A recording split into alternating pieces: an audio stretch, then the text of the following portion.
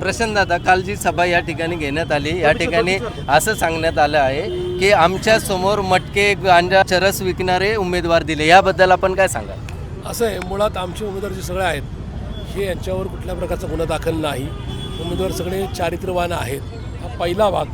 असा असताना ज्यांनी सोसायट्यांच्या नळ कनेक्शनमध्ये पैसे खाल्ले, ज्यांनी लोकांचे बेंचेस खरेदीमध्ये पैसे खाल्ले, ज्यांनी घरचा भाजीपालासुद्धा फ्रूट आणि भाजी विकणाऱ्या नका गरीब लोकांकडून नका हप्ता म्हणून घेतलेला आहे, त्यांनी अशा प्रकारे बिनबुडावाचे आरोप करू नये.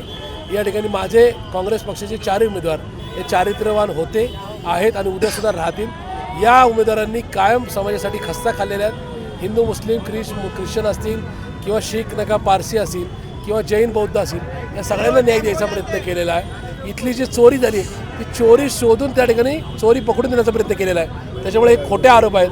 येणाऱ्या काळामध्ये यांनी कशा प्रकारे चोऱ्या केल्यात, ज्या आज राष्ट्रवादी काँग्रेस पार्टीचे उमेदवार आहेत त्यांनी कशा प्रकारे चोऱ्या केल्यात, ह्या मी तुम्हाला पुरावे निश्चित या ठिकाणी. अचानक ही सभा या ठिकाणी ठेवलेली आणि हा जो 8 जण समुदाय आहे आणि याच्यामध्ये खूप मोठ्या प्रमाणावरती महिलांना तुम्हाला प्रतिसाद दिला, काय वाटतं, ही तुमच्या कामाची पावती आहे? निश्चित ही विजयाची पावती आहे. 16 तारखेला गुलाल हा काँग्रेस पक्षाचाच असेल. त्याचं कारण आहे की ज्या पद्धतीने महिला वर्ग रस्त्यावर उतरला आहे त्यांच्या घरी पाणी येत नाही, त्यांना खाली उतरून 7-7, 8-8 मजलीवर पाणी घेऊन जावं लागतं.